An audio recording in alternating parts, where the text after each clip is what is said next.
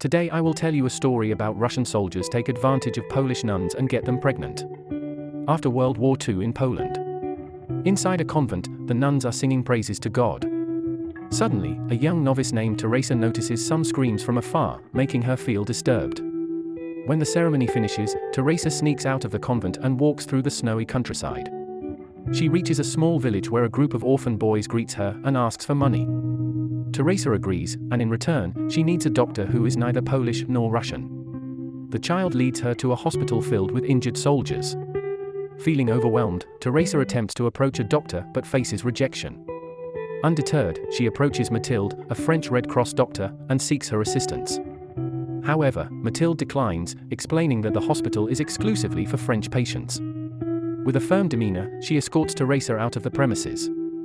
After the encounter, Mathilde returns to her duties in the operating room. Later, during a momentary break, while having a smoke, she notices Teresa kneeling in the snow, earnestly praying right in front of the hospital. Curious and touched by the desperate nun's plight, Mathilde decides to follow her to the convent and see what's happening there. Under cover of the dark night, the duo manages to sneak back into the convent unnoticed. Mathilde discovers a pregnant woman, Sophia, who was cast out by her family, moaning in pain as the nuns care for her. Mathilde attempts to examine the pregnant woman, but the woman feels deeply ashamed and hesitant to be touched by others. After some struggles, Mathilde manages to examine her and realizes that she is experiencing a breech birth. Without hesitation, Mathilde decides to perform surgery. Administering an anesthetic to the woman, Mathilde proceeds with the complex surgery under the dim light of the room, facing the daunting task with limited equipment. Despite the challenging conditions, she successfully delivers the baby. Later, Mathilde approaches one of the head nuns named Maria, expressing her intention to check on the well-being of the mother and baby the next day. However, Maria responds with hesitation, displaying a cold demeanor towards Mathilde. Mathilde warns Maria that if they die, she will be responsible. Afraid, Maria eventually agrees and tells Mathilde to return during the dawn prayer. After a whole night of exhaustion, Mathilde manages to return to the hospital before sunrise and heads straight to work without any sleep. Her bizarre acts catch the head surgeon Samuel's attention. Samuel scolds her but sends her away for getting some rest. Mathilde finally gets some sleep soundly. However, on the other hand, Teresa is facing reprimand from the abbess for breaking the convent's rules. As punishment, she is sentenced to a week-long stay in her cell and a vow of silence. The next day, Mathilde arrives at the convent during the dawn prayer. Maria meets her at the door, secretly bringing her inside. Mathilde asks to see the woman's birth scar, but she hesitates, feeling ashamed again. When asked to see the baby, Maria informs Mathilde that the child has already been taken back to the woman's devout aunt. As Maria escorts Mathilde out, they come across a group of pacing nuns in the hallway. Mathilde immediately hides in order not to be discovered. Later, when they emerge from hiding, Anna, one of the nuns, suddenly faints, urging Mathilde and Maria to rush to her aid.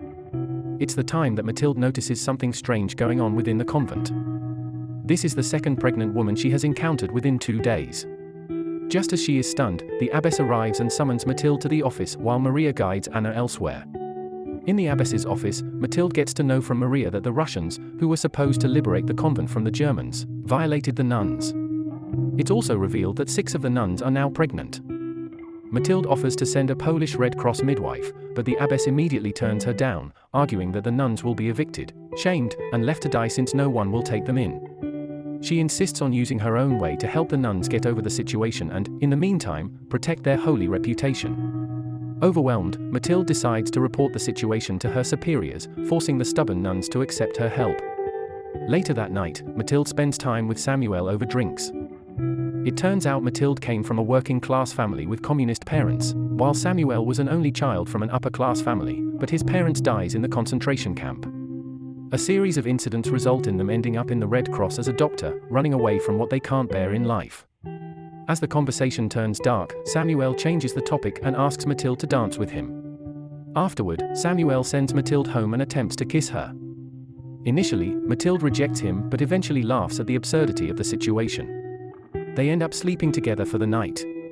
After some intimate moments, Mathilde tries to probe what Samuel thinks and how will the new regime treat the Polish church. However, Samuel's attitude toward the Polish is at daggers drawn, leaving Mathilde to keep the secret about the convent nuns to herself. Meanwhile, at the convent, Anna, the pregnant nun, struggles to reconcile her faith with the terrible events she experienced.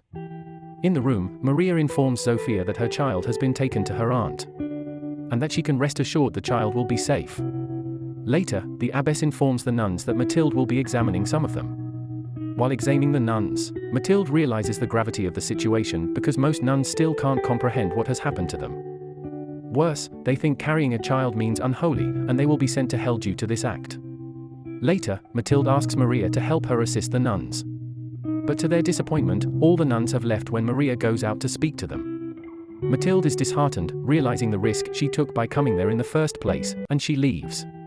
Mathilde is disheartened, starting to question why she came here to help the nuns in the first place, despite knowing the risk in it. Overwhelmed, she leaves the convent. While she is driving in the dark toward the hospital, Mathilde is abruptly stopped by some Soviet officers. The group of men starts harassing and attempting to violate her. In a desperate struggle, Mathilde screams and fights against the harassers. The act catches Officer Russ's attention. He comes to the scene, causing the soldiers to retreat in fear as he pulls them off. Russ inquires about Mathilde's presence, but she is too horrified and can't spare a response. Later, Mathilde is set free and drives away. Before sunrise, Mathilde returns to the convent, still deeply haunted by the attack. Maria helps her to a room, and back to her sense, Mathilde breaks down in tears before eventually falling asleep. The following early morning, Mathilde awakens to the sound of the nuns singing praises. However, their nightmares begin to rise again when they hear the Soviet soldiers arrive to inspect the convent. The soldiers break in ruthlessly, suspecting them of hiding enemies.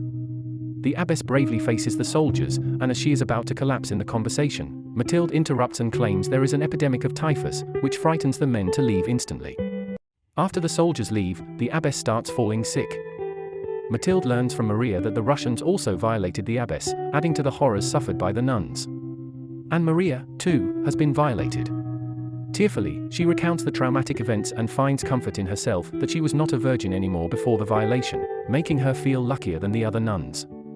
Later, when Mathilde prepares to leave, the nuns suddenly run toward her, giving her embraces and kisses and begging her not to abandon them. Mathilde is surprised and overjoyed by the nuns' sudden acts.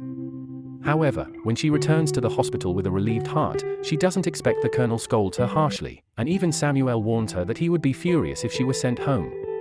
Despite being harshly scolded by her superiors, Mathilde doesn't reveal anything about the convent and the pregnant nuns to them. As usual, Mathilde returns to the convent and continues examining the pregnant nuns unnoticed at night.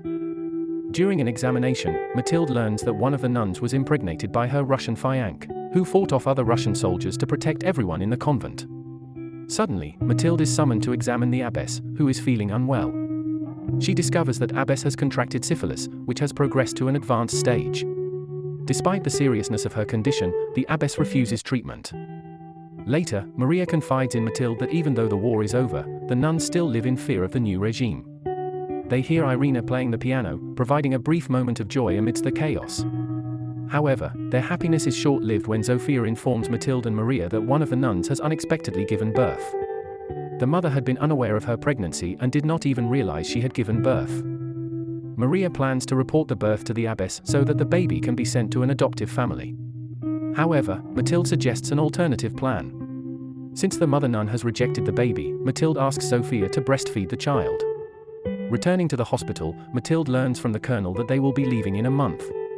Some will return to France, while others will be stationed in Berlin. In the evening, Samuel expresses his feelings for Mathilde, but she begins crying, although Samuel realizes it is not about him. Annoyed, he dances with another girl, attempting to provoke Mathilde, but she simply drinks her liquor. At the convent, life seems to regain a sense of normalcy. However, some pregnant nuns struggle with their movements. Suddenly, one of the nuns' water breaks, prompting Maria to call for Mathilde's assistance. Before heading back to the convent, Mathilde asks Samuel to accompany her. They arrive, and Samuel assures Maria that he is there to help. The abbess meets Samuel and immediately becomes vigilant. Samuel rejects the notion of pursuing heaven and emphasizes the importance of taking action to help the nuns. Realizing the urgency, the abbess and Maria guide Samuel and Mathilde to the pregnant nuns, ready to provide the necessary assistance. Samuel willingly lends his aid to the nuns, while Mathilde checks on the recently born child named Helena, given the name by Zofia. When Zofia departs, Maria confides in Mathilde her plan to give the child up for adoption and then reveals the situation to the abbess. Shortly after, the abbess carries the baby in a basket, venturing into the cold snow without telling anyone else. Distraught by this sight, Sophia, overcome with sorrow, desperately chases after the abbess but eventually loses sight of her. Overwhelmed by grief, Sophia breaks down, tears streaming down her face, mourning the painful loss of yet another precious life. The abbess arrives at a cross in the middle of nowhere and prays for the child before leaving it in the cold. Meanwhile, Sophia returns to the convent but is suddenly out of breath. Maria runs to her aid. Shortly after, a few other nuns finally give birth successfully due to Mathilde and Samuel's help. As they feel a sense of relief, a dead scream rings from outside. Maria heads out but only to see another nun crying over the bloodied body of Sophia. She killed herself. Mathilde cries on her way back. Samuel tries to comfort her, telling her that she did everything she could. Later, after the funeral of Sophia, Maria arrives at the village to tell Sophia's aunt of the bad news. From there, she learns another shocking fact: the abbess has never put any babies up for adoption. She then leaves in tears. Arriving back at the convent, Maria confronts the abbess. However, the abbess tells her that she only did what she had to do to protect the reputation of the nuns. She has killed all the babies to avoid shame. She then asks Maria to leave.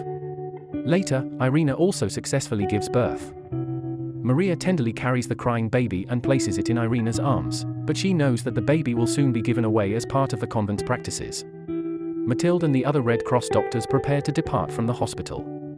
However, Maria and another nun unexpectedly arrive, holding babies in their arms. Mathilde immediately steps in to assist. As Mathilde contemplates the situation, she is greeted by the young boy who sold her a cigarette.